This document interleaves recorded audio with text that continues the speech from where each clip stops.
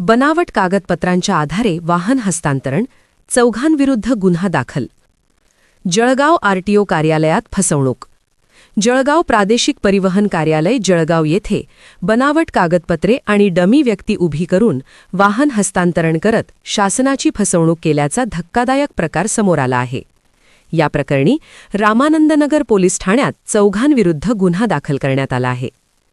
Jalgaon RTO कार्यालयात वाहन क्रमांक MH19EJ8055च्या हस्तांतरणाची प्रक्रिया सुरू होती.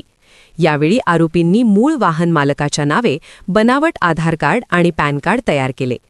इतकेच नव्हे तर एका डमी म्हणजेच तोतया व्यक्तीला वाहन मालक म्हणून उभे केले आणि वरिष्ठ लिपिकाकडून स्वाक्षरी साक्षांकित करून घेतली. याशिवाय आरोपींनी ऑनलाईन प्रणालीमध्ये मोबाईल क्रमांक अपडेट करून आणि बँकेचे बनावट नाहरकत प्रमाणपत्र सादर करून कार्यालयाची दिशाभूल केली. हा सर्व प्रकार लक्षात आल्यानंतर दीपक शिवाजीराव ठाकरे वय 46 राह नवनाथनगर यांनी तक्रार दिली.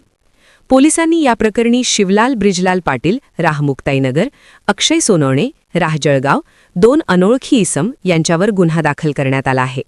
या प्रकरणाचा तपास रामानंदनगर पोलीस ठाण्याचे सपुनी संदीप पाटील करत आहेत. संशयित आरोपींविरुद्ध गुन्हा दाखल करण्यात आला आहे. हा सर्व प्रकार 7 जानेवारी ते 4 फेब्रुवारीच्या दरम्यान घडला असून पोलिसांनी तपासाची चक्रे वेगाने फिरवली आहेत.